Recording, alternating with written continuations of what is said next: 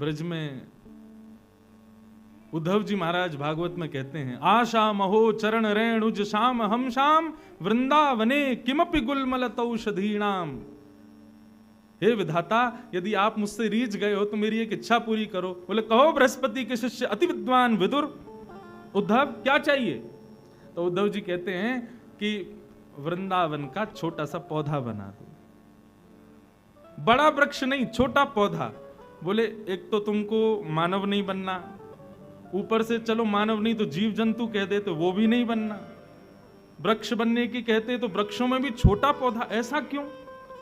बोले क्योंकि मैं सदा चाहता हूं कि जब जब ब्यार चले तो इन ब्रजवासियों की चरण रेणु से मैं सदा संलिप्त रहूं, सना रहूं, ऐसी कृपा मुझ पर कर दो विधाता।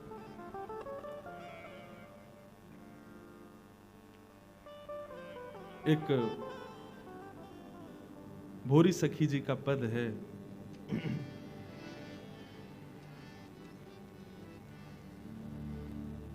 ऐसो दुख दीजो हिय माही, ऐसो दुख दीजो हिय माही। संसार के लोग सुख संपत्ति घर आवे, कष्ट मेटे तन का, ओम जय जगदीश हरे। परंतु श्री किशोरी जी की सहचरियां, ऐसो दुख दीजो हिय माही, ऐसो दुख दीजो हिय माही। श्रीमद् भागवत में किसने दुख की कामना की पता है आपको? श्रीमद् भागवत की सबसे पहली स्तुति है कुंती जी की स्तुति, भगवान की बुआ। महाभारत के 3 पात्र मुझे बड़े प्रिय लगते हैं, कुंती, कर्ण और कृष्ण। तीनों के नाम राशि एक ही है, का से नाम शुरू हैं तीनों के। कुंती जी की सबसे पहली स्तुति है भागवत में, प्रथम स्कंद में।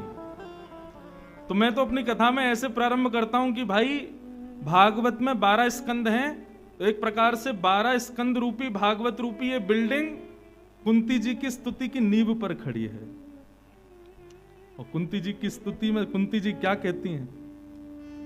भगवान द्वारिका, अब तो ये सब भाव जरूरी हैं भैया, इसलिए श्री जी श्री जी श्री जी सुनोगे तो ज्यादा मिठास रह जाएगी, तो शुगर रह जाएगी भैया। नकद पापड़ भी खाओ, नकद अचार भी चखो।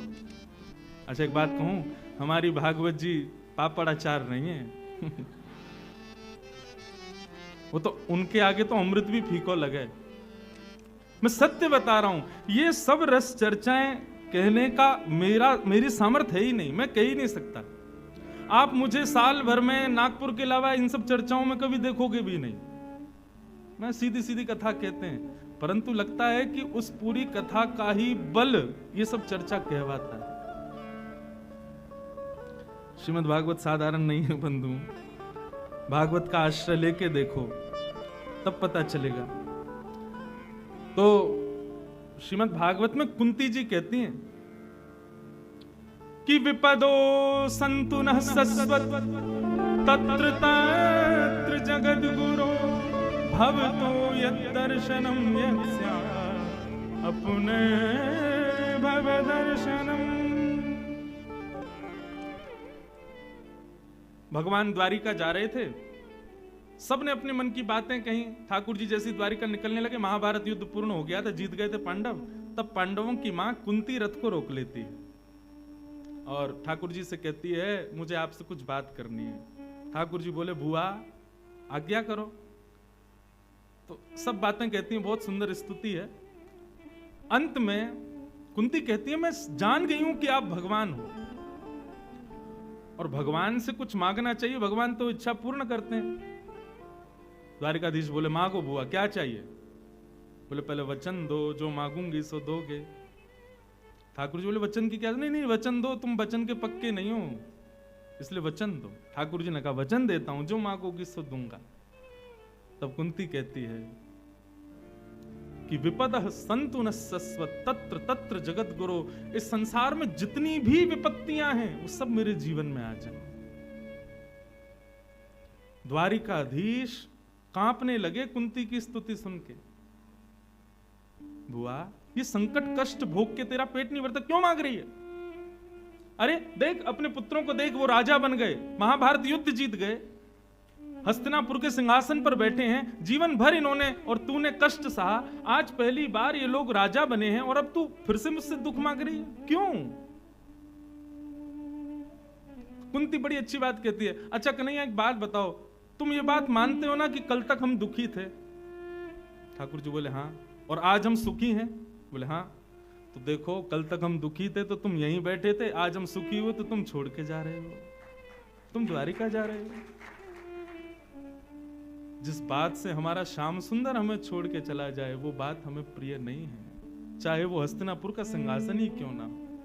इसलिए कन्हैया मुझे लगा शायद तुम विपत्ति में ही संग रहते हो, इसलिए विपत्ति दे दो। लेकिन बंधुओं, हमारी ब्रज की सहचरियां, आचार्य चरण इतना सुंदर भाव कह रहे हैं, श्री भोरी सखी कह रही हैं, दुख मांगो श्री जी से, लेकिन कैसा दुख मांगो?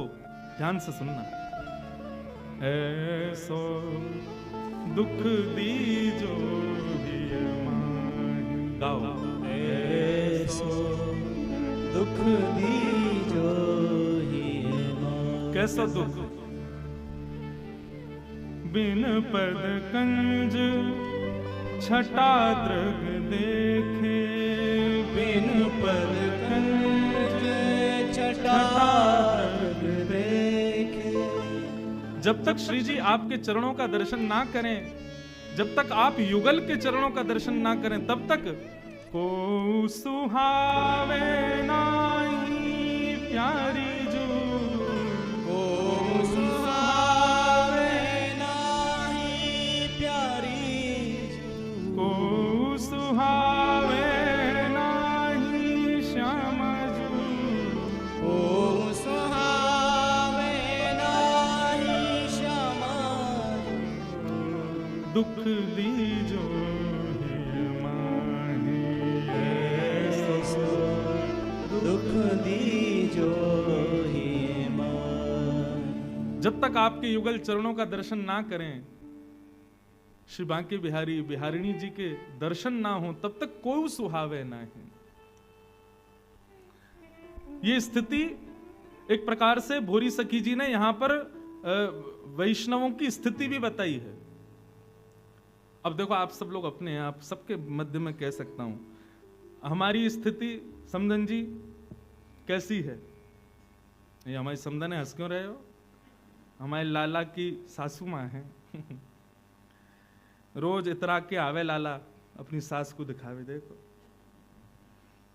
हमारे घर की, अपने घर की स्थिति बताऊं। अब ब्याह शादियां होती हैं घर में, परिवार में, रिश्तेदारों में, नातेदारों में, सब लोग जाते हैं, दुल्हा दुल्हन की बलैया लेते हैं, अरे राम सिया सी जोड़ी है, अरे देखो तो कैसे सुंदर लग रहे हैं, भैया कोई की नजर ना लगे। लेकिन हमसे सच पूछो, हमको कोई नहीं सुहाता। दुल्हा दुल्हन चाहे कितने बढ़िया लग रहे हो, परिवार के ही क्यों ना हो, हमको नहीं बढ़िया लगते। अरे अपनी श्यामा जी के आगे, ठाकुर जी के आगे कोई सुहाव है? जिनको वो सुहा रहे हैं उनको समझो बिहारी जी नहीं सुहाएंगे, जिनको बिहारी जी सुहा गए उनको कोई नहीं सुहाएगा। जिनको बिहारी जी वास्तव में चढ़ गए जिनके नेत्रन में, उनको फिर कोई सुहावे कोई नहीं। को सुहावे नाही श्यामा जू, को सुहावे नाही श्याम, ऐसो दुख दीजो हिय माहि, ऐसो दुख दीजो हिय माहि। और क्या कह रहे हैं?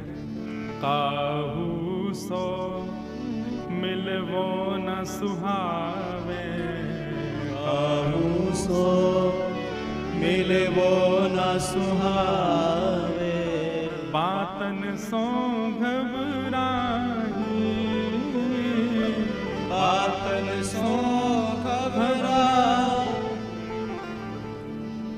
बस्ती छोड़ एकांत बिठावे, बस्ती छोड़ एकांत बिठावे, जग सब शून्य दिखाही,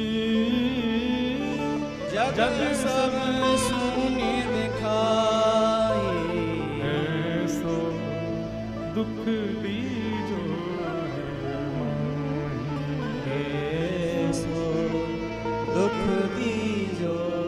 और अंतिम पंक्ति में तो क्या कह रहे हैं?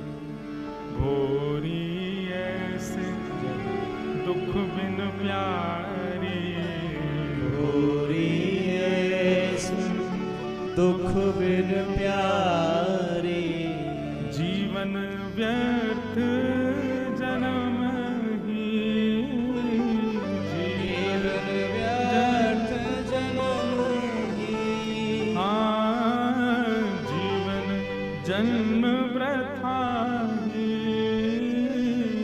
जीवन जन्म वृथा ही, ऐसो दुख दीजो ऐसो दुख दीजो हे माही। अब इस पद के दो भाव समझ आते हैं। ऐसो दुख दी जो हिय माही, कैसो दुख? बोले बिन पदकंज छटा बिन देखे कोई सुहावे नहीं। आपको देखे बगैर कोई सुहावे नहीं। अब ये दुख थोड़ी है, ये दुख किन के लिए है? संसार के लोगों के लिए ये दुख है कि भैया ये देखो है तो हमारा, लेकिन हमसे या कोई प्रेमी नहीं है, या कोई तो श्यामा जी चाहिए, या कोई तो ठाकुर जी चाहिए। हम अपनी कथा में भी खूब कहते हैं, और भैया ये बात बिल्कुल सत्य है। भक्ति का पथ दूर से देखने में बहुत बढ़िया लगता है, चलोगे तो पता चलेगा बहुत कठिन है। क्यों? सब छूट जाएगा। और यदि सब है साथ में और आप कहते हो कि आप भक्त, तो फिर आप भूल जाओ आप भक्त नहीं हो। एक बार भक्ति भाव हृदय में आया तो जो जो साधन है धीरे धीरे छूटने लगेंगे। यदि वो ज्ञान की भी पराकाष्ठा है तो एक दिन वो ज्ञान भी नष्ट हो जाएगा। उद्धव जी प्रमाण है, और आजकल के भी कई वैष्णव उसके प्रमाण हैं, अत्यंत ज्ञानी हैं, परंतु भक्ति भाव हृदय में आते ही बिल्कुल शून्य हो गए। नहीं पता चल रहा कि हम कैसे ज्ञानी। सब छूट जाएगा यदि किशोरी जी की कृपा हो गई तो। इसलिए भैया जिनको सुनने तक सीमित रहना है वो सुनने तक ही रहना है। यदि वास्तव में इन सब भावों को हृदय में धारण करने का प्रयास करोगे तो फिर तैयार रहना, सब छूट जाएगा, कुछ नहीं बचेगा, सब छूटेगा।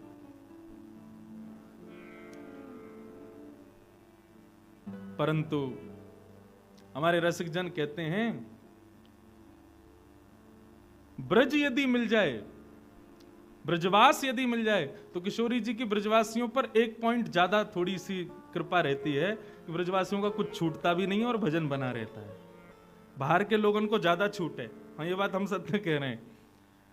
जन्म यदि ब्रज में हो जाए तो ब्रजवासी तो बड़े मौज में रहे, उनसे ज्यादा भजन भी कोई ना करे, और श्री जी सदा उनसे प्रसन्न ही रहे, राजी रहे, ठाकुर जी भी उन पर प्रसन्न रहे। या हमारे ब्रज के सब रसिकों ने अपने भावों के अंत में यही कहा कि ब्रज में बसाओ। क्यों?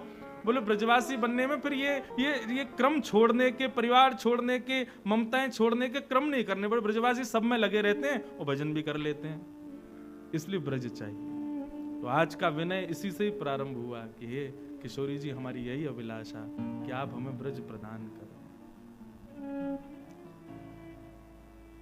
किशोरी जी के चरणों में बारंबार वंदन नमन करते हैं। और अब कुछ लीलाओं की तरफ चलते हैं।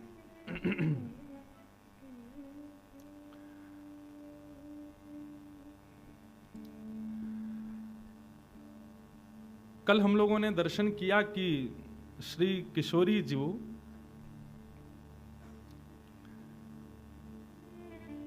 ठाकुर जी के रूप में आई और ठाकुर जी किशोरी जी के रूप में पधारे और राजदान लीला हुई। कल कौन सी लीला सुनी थी?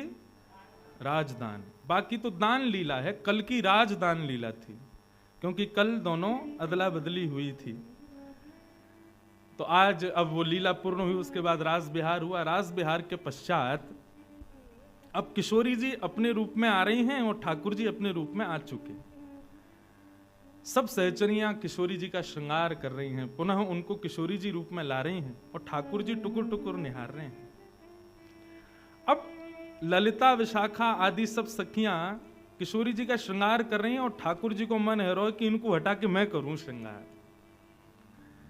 लेकिन भैया ये सहचरी हैं, नेक में दुत्कार दें, भगा दें ठाकुर जी है। तो ठाकुर जी बोले ऐसा कछु करना चाहिए जैसे ये सब व्यस्त है जाएं और ये सेवा मुंह को मिले। बहुत सुंदर भाव है भाई ने कब गंभीरता से न थोड़े खिलते भय में आओ, वो ऐसे रोए रो सुराग चल रहा है।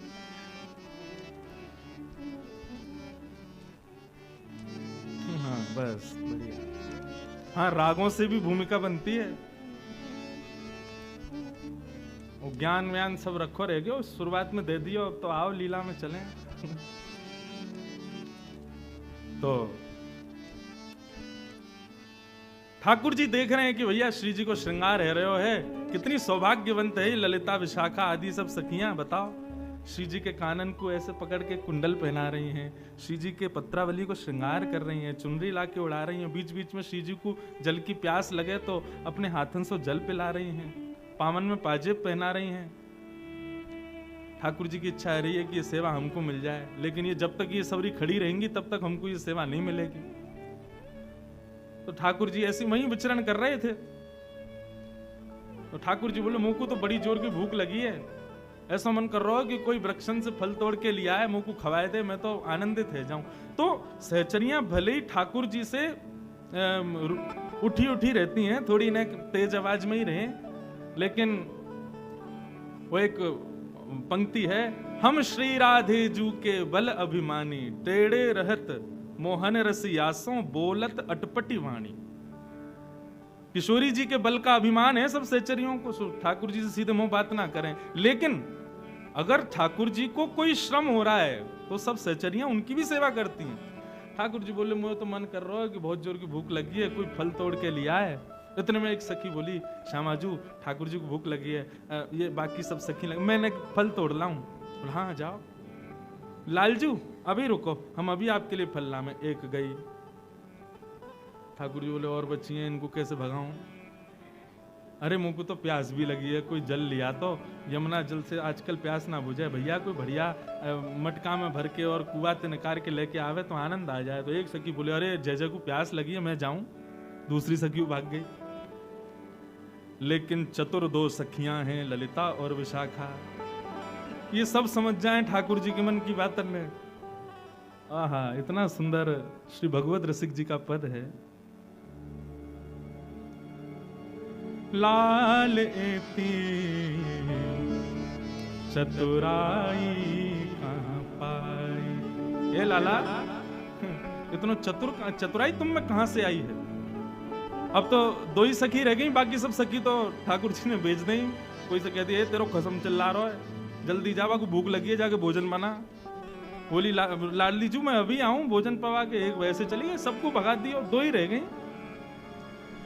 तब विशाखा ने देखा कि भाई ये समझ रहे हैं हम कहा इनके मन में चल रहे हो है, तब वो गा रही हैं। अब देखो ठाकुर जी के हृदय का भाव यहां प्रकट कर रही हैं, लाले ते चतुराई कहां पाई। लाल जी चतुर तो बहुत हो आप। बोले क्यों? बोले सब एक एक करके सखी भगा दें आपने, आपके मन में कहा चल रहा है हमें सब पता है। बोले कहा? बोले जावक के मिस पांव परत हो। जावक कहते हैं वो लाल लाल लगाती मात्राएं चरणों में, क्या बोलते हैं उसको? हैं? महावर, महावर बोलते हैं ना। तो सखियां तो सब श्रृंगार कर रही हैं किशोरी जी को, लेकिन ठाकुर जी बीच बीच में कहा करें जावक चिन्ह ले आमे, जावक ले आमे, और बीच में कहें आप सब ऊपर को करो, मैंने चरणन में एक जावक लगा दूं। विशाखा ललिता बोली हम सब समझ रही हैं, ये जावक के मिस पांव परत हो, आप श्री जी के पांव छुए को प्रयास करो, या ये महावर लगावे के चक्कर में हम सब समझे आपकी बातन में। जावक के मिस पांव परत हो, करन चात आपन मन भाई, करन चात आपन मन भाई। अपने मन की सी सेवा करना चाहो, हम सब जान रही हैं। लाले ते चतुराई कहां पाई, लाले ते चतुराई कहां पाई। ठाकुर जी बोले ना ना ऐसी बात ना है, अरे आप ले लो महावर तो आप लगाओ, जावक चिन्ह आप बनाओ, मुंह का पड़ी है। मैं तो अपने कामन को छोड़ छोड़ के आऊं यहाँ श्री जी के पास में, मुंह कोई वो थोड़ी है। माँ यशोदा मैया नंद बाबा उनको इकलौतों में लाला, 9 लाख गैयान को भार मेरे सिर पे, पूरा घर मुंह को संभालना पड़े। अरे तुम तो सब बरसाने वाली हो, माँ तो अनेक सब लोग हैं संभालने को, नहीं तो पूछो तो पूरे गोकुल तो मेरी भ्रगुटीन पे ही रहवे। मैं वह गोकुल को बेचारे को अनाथ छोड़ के यहाँ श्री जी की सेवा में आऊं, मोह कहाँ पड़ी? चलो जाऊंगा, मोह कहा है, अभी चलो जाऊंगा।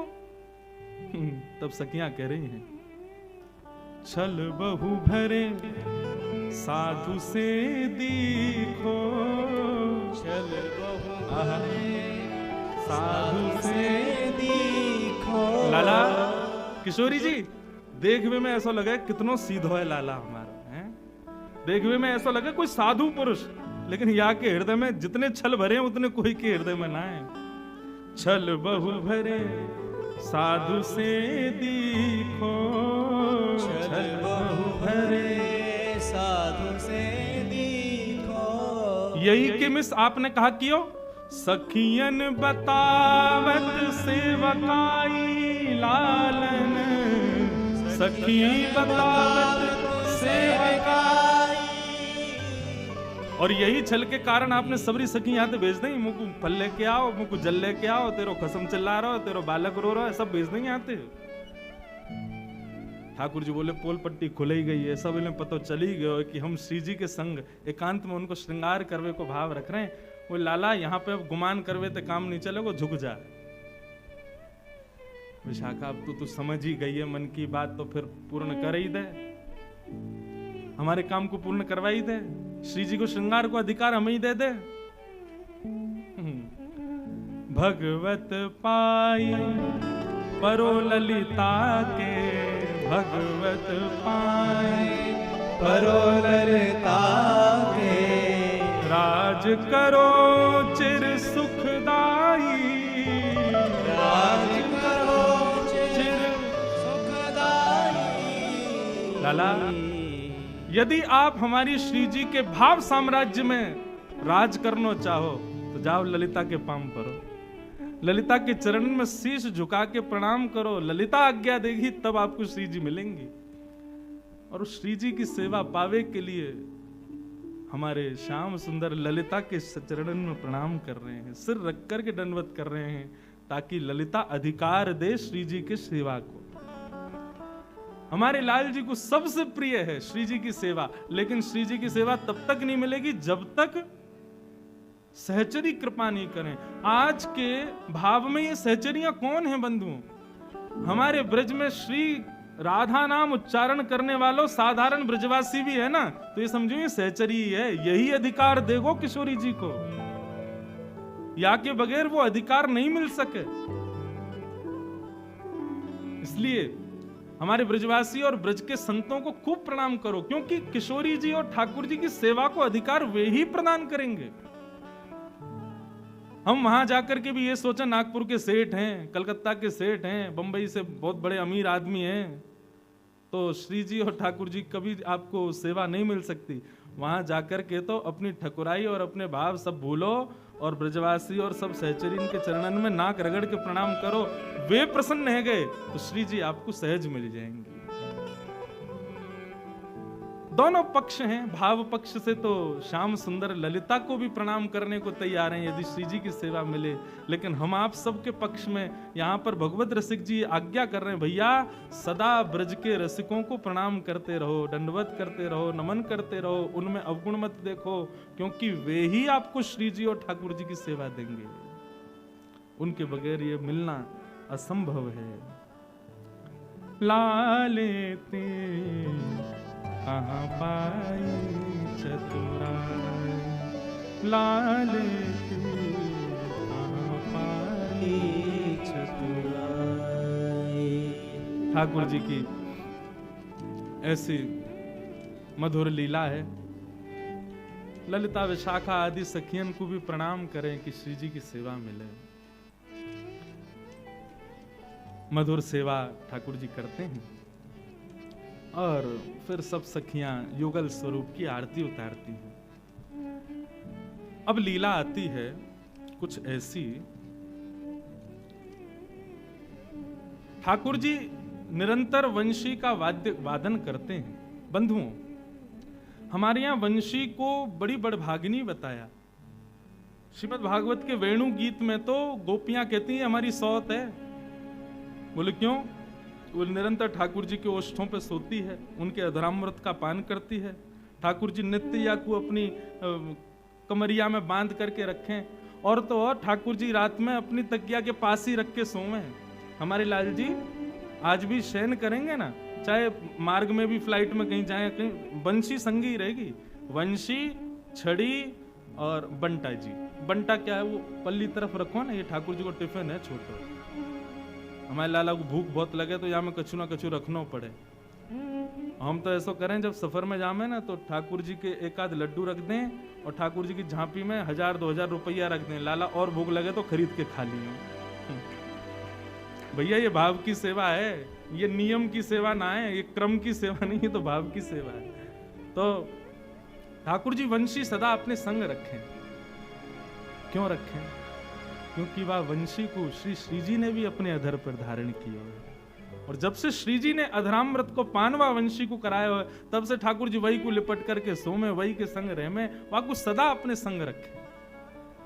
वंशी को कभी त्याग ना करें। पर वह वंशी के कई भाव हमारे ब्रज में बताए गए। श्री राधा वल्लभ लाल को जिनने लाड़ लड़ायो, ऐसे श्री हित हरिवंश महाप्रभु, वे तो वंशी के ही अवतार बताए गए। एक आत्मदेव नाम के ब्राह्मण थे। उन्होंने महादेव की बड़ी याचना की। महादेव प्रसन्न हो गए। प्रसन्न होकर बोले, मांगो, क्या वरदान चाहिए? बोले, अपने हृदय की सबसे बहुमूल्य वस्तु मुझे दे दो। महादेव चरणों में बैठ गए। बोले, भैया कछु मांग ले। तू कहे तो कैलाश तेरे नाम कर दें, तू कहे तो गणपति को तेरे घर भेज दें, तू कहे तो कार्तिकेय को तुम्हारी सेवा में लगा दें, तुम कहो तो पार्वती जी को भी सेवा में भेज देंगे, लेकिन हमारे हृदय की बहुमूल्य वस्तु मत मांगो। अब ब्राह्मण को लगा कोई बहुत ही महंगा कोई रत्न होगा, कोई ऐसी मणि होगी जिससे मेरा पूरा जीवन बिना कुछ बिना कुछ किए ही ऐसे ही निकल जाएगा। वो तो हट करने लगा, नहीं अब तो आपके हृदय की बहुमूल्य वस्तु ही चाहिए मुझे। तब देवादिदेव महादेव अपने हृदय के ठाकुर श्री राधा वल्लभ जी को लेकर प्रकट हो गए और उस आत्मदेव ब्राह्मण को प्रदान किया। यहां आप लोगों ने तो बजाई ताली, लेकिन राधा वल्लभ जी तो बेचारे बड़े परेशान है गए। क्यों? वाने हृदय की सबसे बहुमूल्य वस्तु मांगी और वो ठाकुर जी थे। महादेव ने कही, लो हमारे हृदय की बहुमूल्य वस्तु।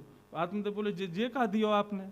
मैं तो सोचो आप कोई मणि दोगे, कोई रत्न दोगे, आप तो ये ठाकुर जी दे, ये सेवा एवा हम पे ना पे। बोले, भैया ये मेरे हृदय के सबसे बहुमूल्य वस्तु।